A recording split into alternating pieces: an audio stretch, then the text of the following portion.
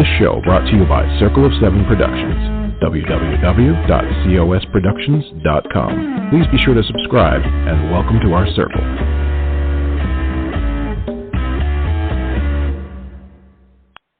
Well, hello, everybody. This is Patricia W. Fisher with Readers Entertainment Radio, and it is already May, which blows my mind.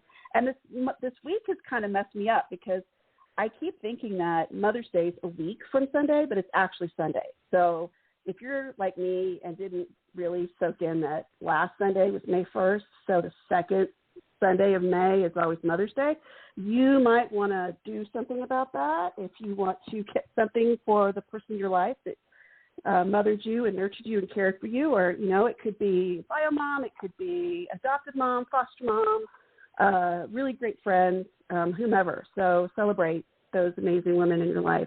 It's also Nurses Day, so the majority of people in the United States, nurse-wise, are women. It's a huge field for men to get into, and there's plenty of opportunities for men to be nurses in all sorts of fields of nursing, and women as well. We need way more of them, and I was a nurse for 10 years, so I totally get it. So if you're thinking about any sort of career change, or if you're thinking about going into something that you know you'll always have a job, Nurses Day, and we appreciate you. It's also Space Day and Tuba Day, so I don't really know how those coincide with each other. I guess if you played a tuba in space, I don't know if you'd hear it. So, and then tomorrow is World Naked Gardening Day, which I have never done or celebrated, but for those of you who do, have a good day, wear sunscreen, because it is also Melanoma Skin Cancer Detection and Skin Cancer Awareness Month. So that was all a huge, big segue into keeping you guys' schedules plenty busy this week. But I also have an amazing author I wanted to tell you guys about, and it's so much fun because he's a debut author, and he was born and raised in New Jersey. Timothy Janovsky, is a queer multidisciplinary storyteller. He earned a Bachelor of Arts in both theater and dance from Mulberg College in Allentown, Pennsylvania. He studied abroad at the Accademia dell'Arte in Azzetto, Italy, where he spent a semester immersed in physical theater practices. As a performer, he worked numerous times with well-known theater directors and choreographers. Wonderfully beautiful list. You should look at it on his website. And he's a former member of the comedy improv troupe, the Underground Improv Project, which has performed at Muhlenberg College, Skidmore College, and multiple other times at Art Quest Steel Stacks in Bethlehem, Pennsylvania. His work as a humor writer has been featured in Points and Case, The Broadway Beat, and Well-Mannered Grump, and his work as a playwright has been showcased in stage readings at Mulberg College. His debut rom-com, Never Been Kissed, gives us a story about second chances, sweet summer nights, and the magic of love. You can find Timothy at his website, Facebook, Instagram, YouTube, and TikTok. All of those links are in the write-up of the show. Welcome today, Timothy. How are you, sir? Thank you so much for having me. I'm doing really well. How are you? I'm good. So I love your website because you have this beautiful, you have your name, and then you have this really great, 2 words that just describe you to the hilt: multidisciplinary storyteller. It's like you have all of these ways to tell stories. Have you always been a storyteller? Have you come from a long line of storytellers? I think for me, storytelling, so it wasn't until I went to college that I realized all the things that I loved had to do with stories. So when I was really young, I started to take dance class, and then I moved into theater. But I was always writing, short stories and having my mom hang them up on the fridge. And, I was very talkative as a child, too. So I just wanted to tell everyone about my day all the time. And so I think when I got to college, I was like, I had professors that were like, if you're going to make a website, you got to tell people who you are in the shortest amount of words possible. And I was like, well, what do all these things have in common? And the one thing that I could think of was that they're all modes of telling stories. And so I just decided that there's many disciplines and they're all storytelling. And so I would be a multidisciplinary storyteller. And so that's just kind of followed me since then. I love it. I mean, it just sums it up right there. And you've got all these experiences through theater, and not only just theater, but you've got drama stage work, but you've also got this immersive semester you spent in Italy. What is physical theater practice? So physical theater practice is very much about more of a bodily approach to theater. So while we were there, we were basically doing contact improvisation, which is, usually with a partner, it has a lot of weight sharing and lifting, and it's a lot of trust and gravity and falling down, right? And learning what your body is like. But we also, while we were there, studied the traditional Italian theater of commedia dell'arte, which is where we get our stock archetypes from in storytelling. So, okay.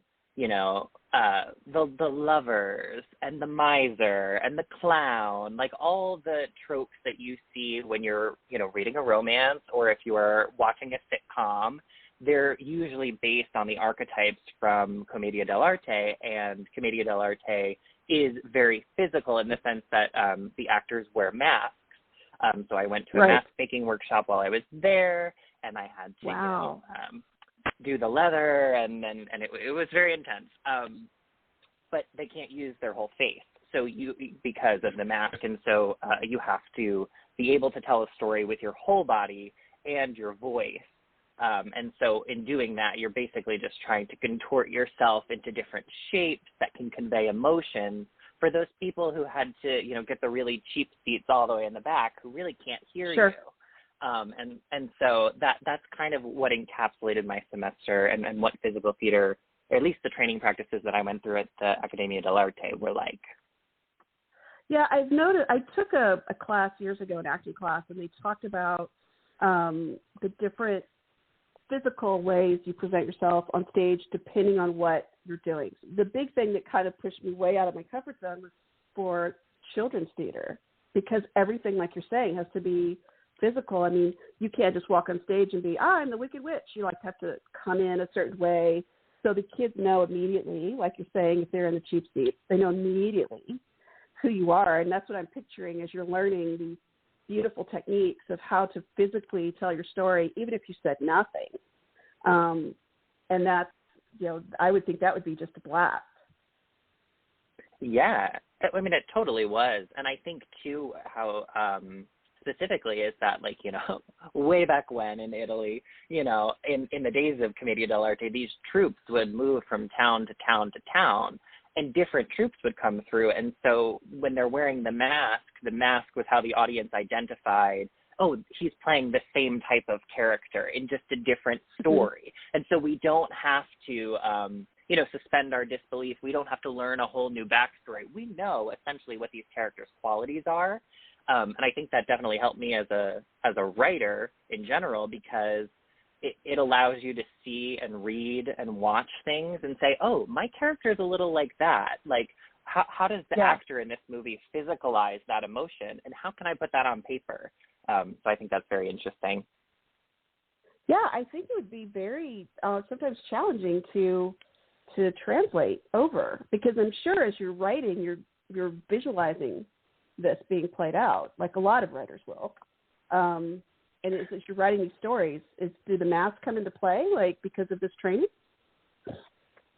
Oh, that's a very good question. I think the masks themselves, because they're immobile, basically, they were really, again, ways for audiences to identify, oh, this is a different body, it's a different actor, but the mask tells us that it's this character. And so for me, the tropes of those characters and the internal qualities and their wants and needs always come into play when I'm writing, because Commedia dell'arte had a way of kind of distilling human nature down to its purest wants and needs.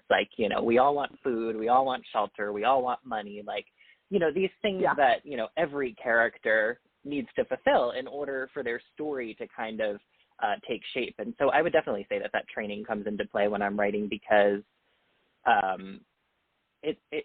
writing, even though it's putting words onto paper, it's still, like you mentioned, is a highly visual medium, because it comes down to painting a picture for your reader and also leaving small pockets where they can fill in their own imagery. Sure. Yeah. I mean, I can't even imagine how inspired you probably felt just being there, because Italy itself is its own character, which because you've been there. But it's just, it's seems a very vivacious place to live. Was that your experience? Absolutely, yeah. I mean, Arezzo itself is in Tuscany, and it's a smaller city, but it is very community driven, and it hosts one of the largest antique markets in Italy. And so I can't remember if it was the first Sunday of every month or the third Sunday of every month, but you would be able to walk into town, and tourists and Italian folk from all over would come to Arezzo and put up these tents and put out their paintings in these beautiful shaped lounges and stuff. And it was just like amazing to walk through the streets. And one of the things that I loved most was that I did traveling while I was there. And, you know, when you go to Rome or you go to Florence, like most of the Italian residents there, they speak English. And I was taking Italian classes while I was there, but my Italian was was not very good. And so what was nice about Arezzo was that some of them spoke English, some of them did not. But when I went to these markets, you really didn't need to speak the same language to know what they were saying. So I remember going up to a booth where a woman had repurposed old watch faces into jewelry, like other pieces of jewelry, like bracelets and necklaces and stuff. And at first I was a little confused because I couldn't really understand how she had done that. And so she's describing to me that I think she kind of like, she took them out and she melted them down and she worked with them using these, and she's showing me these instruments. And because of the way she was telling me the steps that she went through, I was still able to grasp pretty much everything that she was saying to me. And it was really beautiful because it was kind of one of those things where we come to understand that like all humans are able to communicate with each other. Like even if the language isn't there, like we can do it again through our bodies, through our gestures and things like that. I know when I took French in high school, my teacher said the most challenging, when you know you've really got a decent grasp in the language, is when you can make a phone call, because there's no physical, you can't go by physical cues on the phone. So you really have to know what you're asking. So I never did make a phone call. So there's still time. I got around Paris all right. All good. And for anybody wondering where Arezzo is, am I saying that correctly? Okay. If you look at Italy, if you look at Italy and like, you know, it's a boot. If it was like a thigh-high boot, like kinky boots, the Arezzo would be like right in the middle of the knee. So right there, about. So there you are. There's your geography lesson for today, people. So go look it up on a map. That'll be fun. So you've got this. You've got this training. You've done theater. So where was the catalyst that you said, no, I think I want to write this. I want to write a book, and then figuring out what story you want to write? Or was it, I want to write this story, and then it turned into a book? Oh, my gosh. Well, so I think because I gravitated towards story at a really young age, I never wanted to feel tied down to one medium. I just was interested in finding it wherever I could. And so I actually started my journey towards traditional publication when I was 15. That is, I had written what I consider a novel, but was probably only 40 pages of nonsense. And I you got to start somewhere. I know, yeah. My dad had a coworker whose partner worked in publishing, and she was very, very kind enough to talk to 15-year-old me about how one breaks into publishing. And she said the first thing you needed to get was an agent. And so I sent out maybe, 80 to 100 query letters, hoping somebody would, see something in my writing. And someone eventually did, and I actually, started working with my first agent at 15, and it was way more of a mentorship type thing. She took an interest in me, and she thought I had talent, and that, I needed to grow a lot before there was going to be a book in the world, but that she could teach me a lot. And so, obviously I was very busy with high school and then with college and going to Italy and all that stuff. And so I picked up and put down writing, as stories came to me, and I probably worked on about 3 novels with her until right up until around COVID time, when the theater industry, shut down, and all industries really shut down at that time, but theater definitely shuttered the doors and shut off the lights and said, we can't come back until it's safe for people to gather again. Right.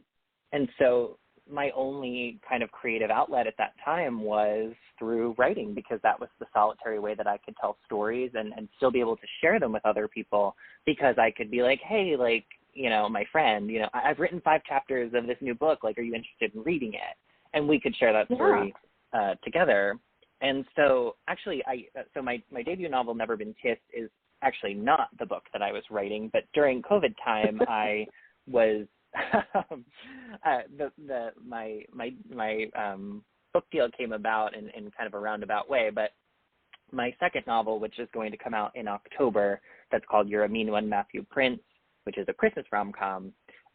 That's the book that I had been writing as my comfort story during the very beginning of the pandemic, and is the book that got me my book deal.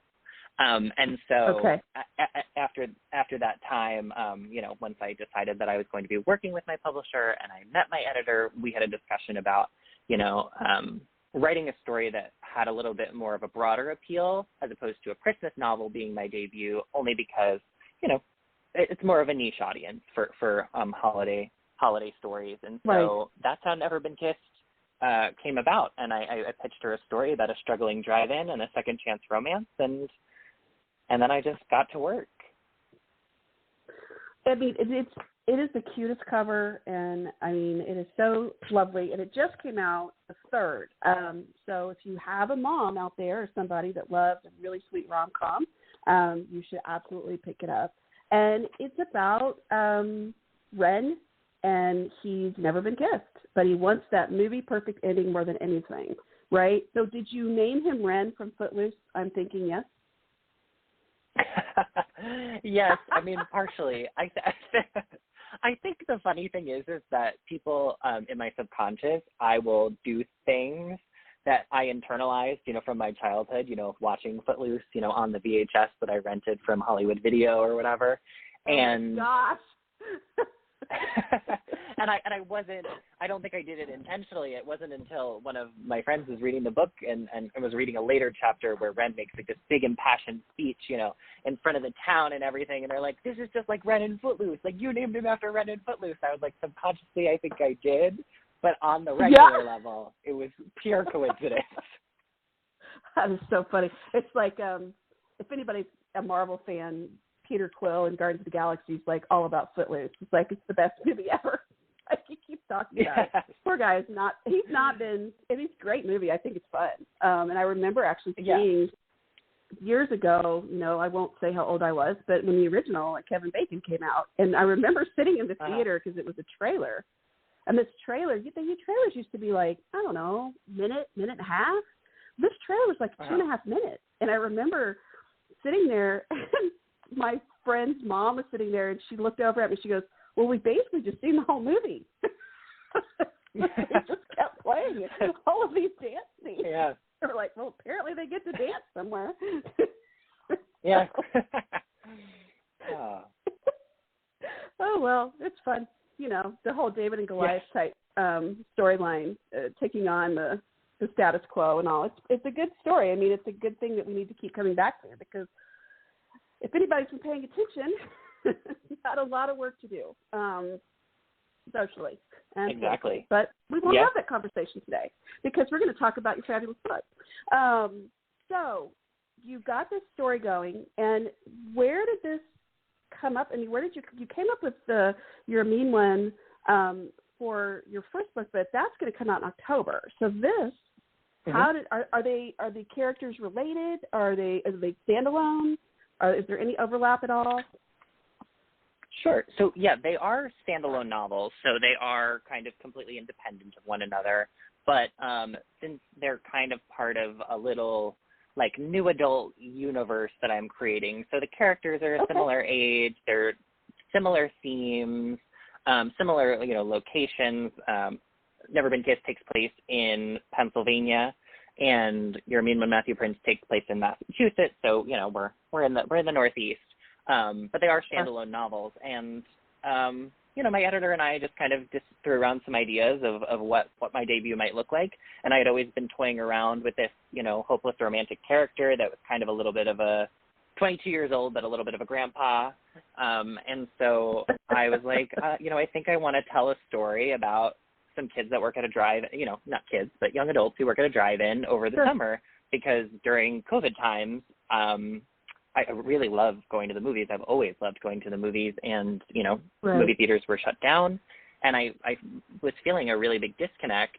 And luckily, the area of Pennsylvania that my partner lives in, there are 3 drive-in movie theaters within driving distance. And they saw major, major bumps during COVID because they were allowed to be open. And even in the fall and the winter when it got cold, people, you'd turn on the heat in your car and you could watch a new release movie, or an old movie too, because we saw some old ones. And I went for the first time, and I just thought to myself, like, there needs to be a rom-com set here. There's something really magical about this. And now I think for me, I think that also ties into my, I spent a lot of time in the musical section in my Hollywood video, and, I had a deep love of Grease when I was young. And so I'm sure that made an impression too, when I walked into the drive-in. And so I was just really happy when my editor said, yeah, let's do it. Like, let's do this drive-in movie book. And so I went away and I wrote the novel, and now it is out in an actual book form, which is still very wild to me. Isn't that? Yeah. Have you gone to the bookstore yet to find it?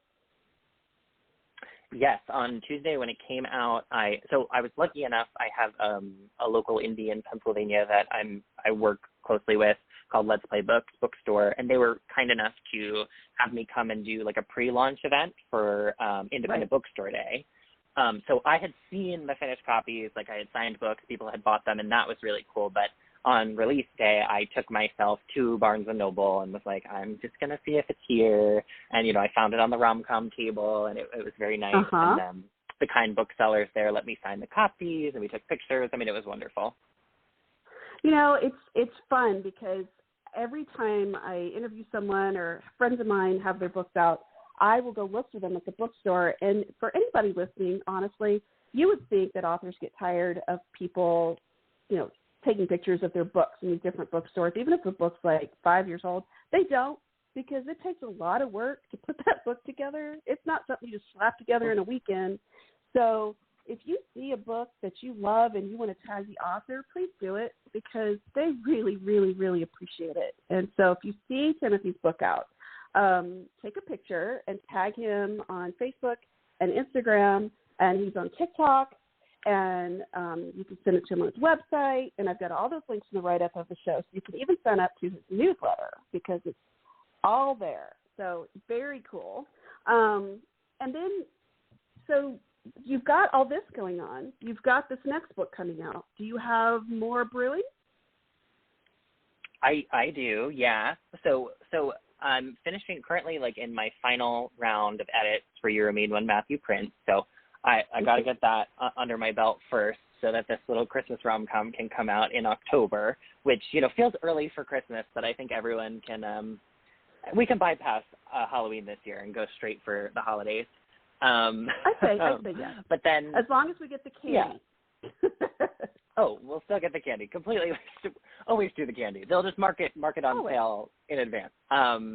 Yeah, and so I am contracted to do one more new adult rom-com with my team at Source Books Casablanca, and so it's not formally announced yet, so we don't have too many details, but I will say that it is currently, so I did my love of movies with Never Been Kissed. I did my love of all things holiday with Your Mean One, Matthew Prince, and in this next book I'm going to do my love of kind of this little kind of like a magical kind of thing. And so it's a little bit of a play on 13 going on 30.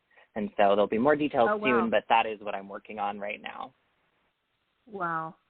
It's fun to go back. I mean, and it's funny because my daughter, I have 4 kids and they're all teens basically. And so my oldest is in college and she'll say, hey Mom, have you heard this movie? And I'm like, yeah, that came out like 25 years ago.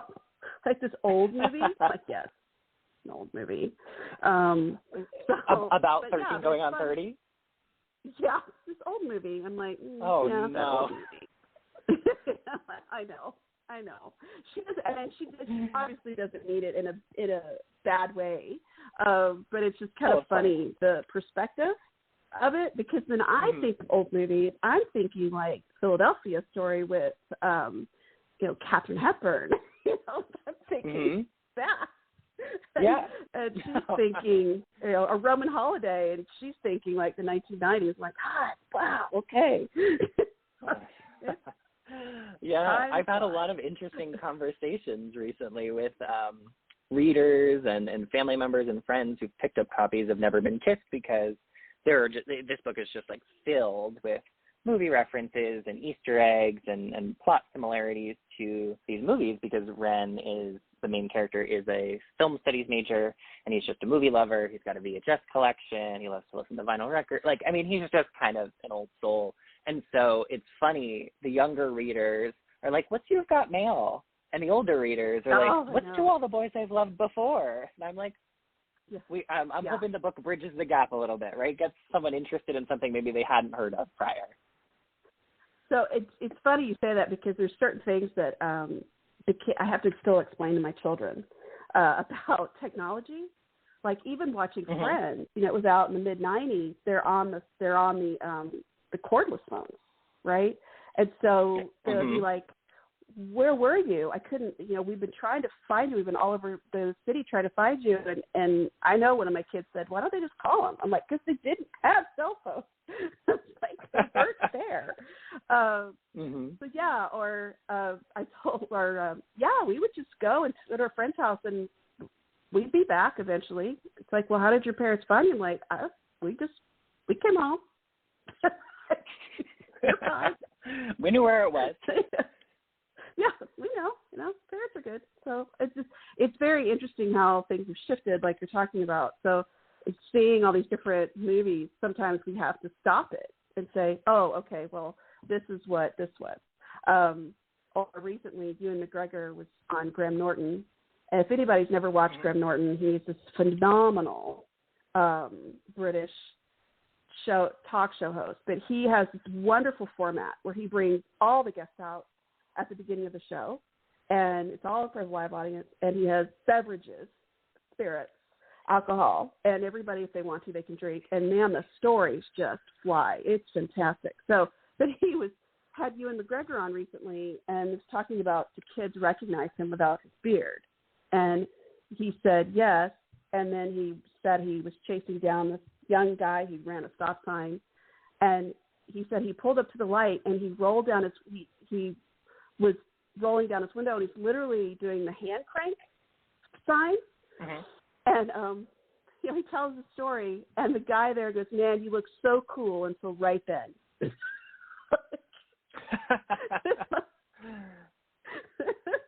it's like, oh, yeah, the hand crank. That's right. Yeah, we used to do that. Yeah. Oh, nostalgia's fun. It's just it's fun. But I love all the movie references.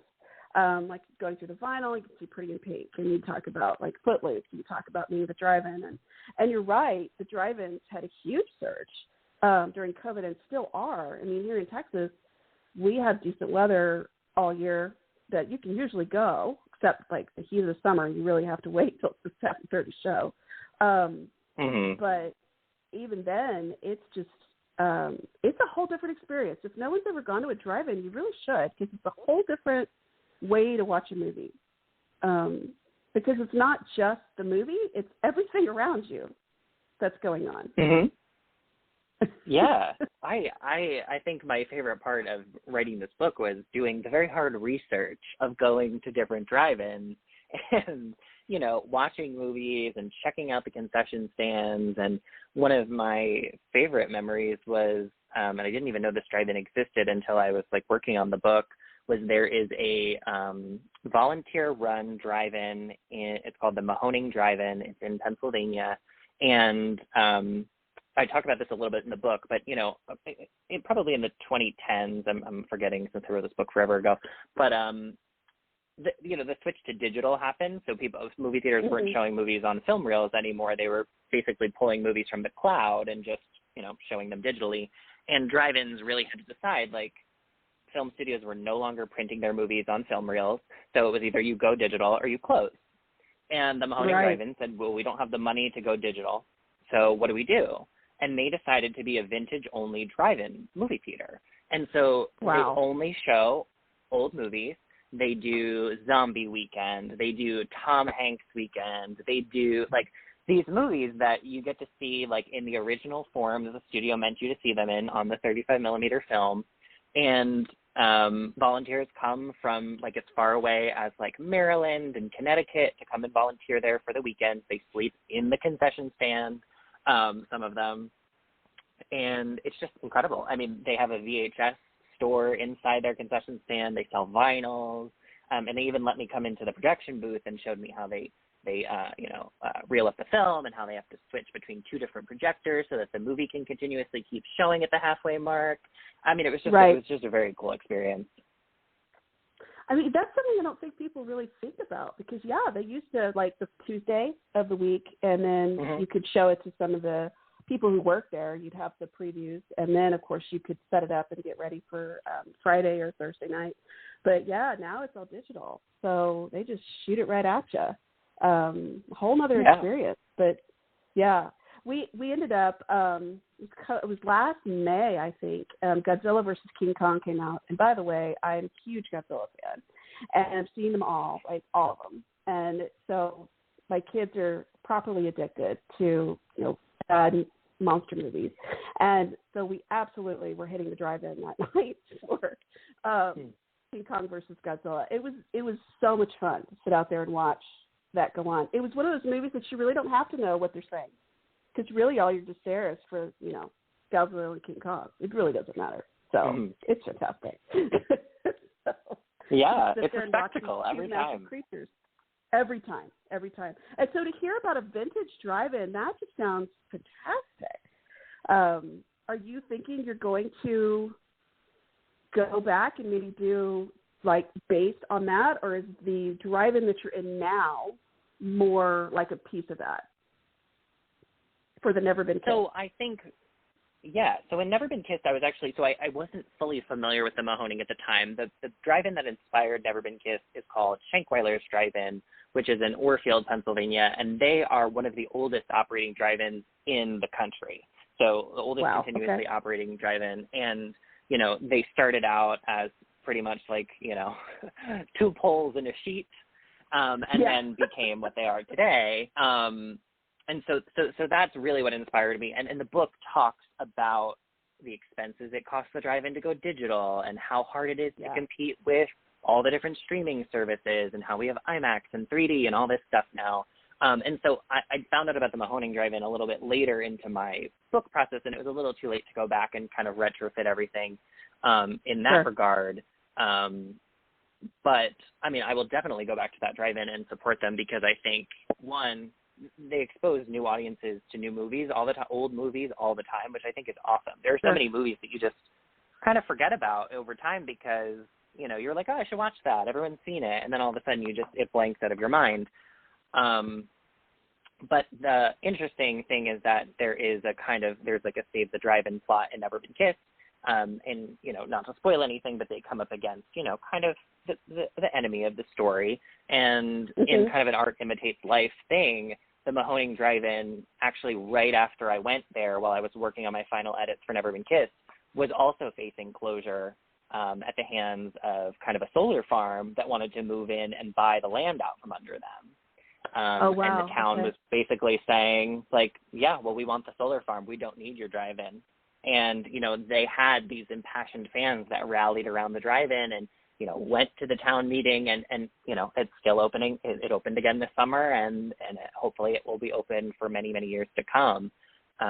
So in a way, that drive-in theater both inspired me and ripped off my story in real life. But and interestingly enough, the Shankweiler's Drive-In, the original one that inspired the story, is now for sale. which, no, I don't have millions of dollars to buy a drive-in theater, but I know Sure. my characters, that would be a dream for them. So. Wow. That would be fun, though, because, I mean, I don't know what the overhead would be. I mean, I have to certainly look at it. But, I mean, it's obviously more than people would think it would be. But, I mean, it would be fun to be able to. Oh, completely. What do you do? Oh, I get to show movies all day long. That's my job. So, that's yeah. what I do. So if anybody's interested, it's Mahoning Drive-In Theater. It's all one word, MAHONING Drive-In Theater on Instagram. So and then it's also mahoningdrivein.ticketleap.com for anybody who's interested in looking that up and see what they've got going on. Next time you're in the Northeast and you're thinking about you want to go see a drive-in movie. So there you go. And so I was going to turn a little bit because the characters you have, your main characters are both men in the story. Mm-hmm. How important was it to you? Because I know there's been a lot of discussion within the romance in Romancelandia about, couples and stories that aren't told as often. Did you ever feel any pressure to write something more quote unquote traditional versus the characters that spoke to you? Sure. So, I mean, I think at the end of the day, when I started writing, and I got my first agent at 15, I was writing, quote unquote, more traditional pairings, whether male, female, or there was no romance or, what have you. And I think over the time of working with my agent and an editor, I grew more and more comfortable where they basically, sat me down and said, like, your voice is what makes you unique and your stories are yours to tell. What makes you unique? Yeah. And so, not to distill anything down, but to say that, I really do think it's important, especially for young, queer, LGBTQ men, to read stories that reflect their lived experiences, especially written by people who have gone through those experiences, because they are unique and they are important. And I do really, truly believe in the power of a story to be able to uplift a person or make a person feel left alone, even if it's just a really minuscule part of that, because, they are two men falling in love. And in this case, two very, very emotional and very vulnerable young men. I actually thought it was very interesting. A very kind author friend of mine, Lynn Painter, she put out a book last year called Better Than the Movies, and a book this year called Mr. Wrong Number, wrote me this incredible blurb where she basically said that, to quote her briefly, she said, a cast of romantic human beings who are strong because of their romantic human nature. And it doesn't idolize toughness and masculinity over the ability to kind of be vulnerable. And I think in this day and age, we need some softness in our lives. And so I wanted to serve that up for any reader who had been craving that and had maybe not seen themselves in the pages of a book before. Well, I mean, it is a chance you take to open yourself to your relationships and like or love and for anybody. And so I know some people feel, some people might say, oh, that's just emotions and blah, blah, blah. But it takes a strong person to say, you know what, I'm willing to try. I'm willing to open my heart up. And I might really get creamed. I might really get hurt. But if I don't, I'm going to regret it.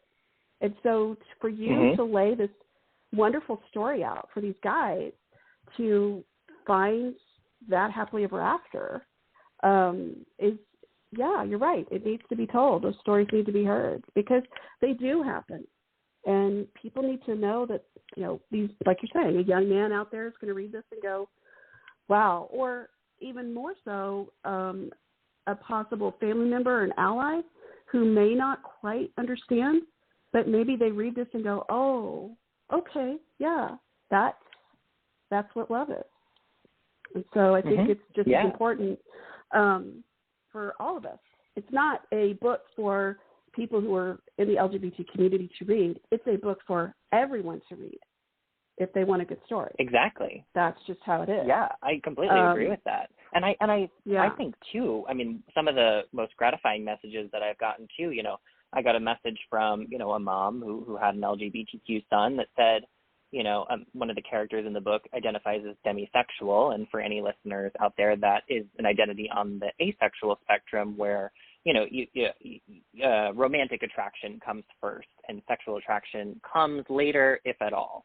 And who sent me an email saying, I think my son was trying to explain this to me, basically, you know, like, I think, you know, like, I can have a better understanding of what the world might look like for, you know, these people in my life. I'm actually not sure that it was her child, now that I'm remembering, but she basically was saying, like, I didn't even know this was a thing. And this work of fiction made me go onto the internet and Google and listen to a podcast. And now that I know this, I feel better equipped to help the young people in my life who maybe need someone to talk to. And I can also hand them this book and say, here, maybe you want to read this. We can talk about it. It doesn't have to be as personal anymore either. Might not feel as vulnerable if they're talking about fictional characters rather than real life. Right. And I'm glad you mentioned that because, you know, I have some sources I usually use or tell people to use, but do you have some specific sources that you encourage people who have questions to look at or read? Because there's a lot of awful stuff out there. And I you know, it's hard enough to find things that are compassionate and informative and positive. So do you have any suggestions for that? Oh my goodness. I think the number one thing is, one, if you're willing to look up and learn, then you're already halfway there. I mean, that is the number one step that you have to take to learn. I would say that I think, I mean, and this is more of a general answer, but that most of the really, really awesome, compassionate resources about learning more about the LGBTQ community and learning more about various gender identities and sexualities is happening on social media. That if you like type in these identities into Instagram, you can find these wonderful creators, especially in the Bookstagram community, which I've been so lovingly embraced into as an author, that are, you know, for instance, one Bookstagrammer is a baker, and she bakes cookies, and these cookies are cookies for change, and every cookie has a different, you know, fact or interesting tidbit on it. And what she does then in the comment section is talk to you about an identity. She talks to you about what's going on in the political landscape. She talks to you, and following these creators is like a really interesting way to get a small dose of something new every day or every other day that can kind of open up your mindset and start you asking questions. I also think that's a great way too, because it's a two-way platform. So if you have questions, you have access to that creator in the comment section. You know, they might not be willing to answer your question. They might not have all the answers, but you can open up a dialogue. And I think we learn the most through dialogue. Right. Interaction. And you can say, just right, and I've done this before on social media, I'll say honest question, you know, colon, and I'll ask, because sometimes people, your social media is so knee-jerk sometimes to get people to be sarcastic. So, you know, basically just state honest question and say what you want to say. And a lot of times you'll get people who will truly try and help. For anyone out there, there's a website also called realmamabears.org, and it's a supporting, educating, and empowering parents of LGBTQ kids and the LGBTQ community. And I learned about them through watching Schitt's. They had written into Schitt's Creek and told them how much they appreciated the representation on the show. And so, you know, they're reading this letter and the whole cast sobbing, you know, they were talking about it. So, I mean, there are good resources out there, and so just ask. And there's so many people who want to help. There's so many people. Yeah. So don't be afraid to ask. Yeah. Yeah. Well, please come back in October and talk about your next book, because I want to hear all about it. Although I will say I probably will get an advance copy, but I would very much like you to come back and talk to everyone else about the book who hasn't read it yet. Absolutely. I would love to. Yay! So we have been talking, or I've been talking to Timothy Janovsky of the book Never Been Kissed. Just came out. You can get it all over the place. You can get it at Barnes & Noble. I'm thinking it's at Target as well, and Walmart and different places like that. Yes, I believe you can buy it online at those stores, but Barnes & Noble is definitely your best bet, and you can also get it from your local independent bookstore. Excellent. And I have his website where you can sign up for his newsletter, Facebook, Instagram, YouTube, and TikTok. It's all on there. And thank you so much for being on the show today, and I cannot wait to read this next book. Thanks for having me. Absolutely, and that's it, everybody. This is Patricia W. Fisher with Readers Entertainment Radio. Keep on reading. This show brought to you by Circle of Seven Productions, www.cosproductions.com. Please be sure to subscribe and welcome to our circle.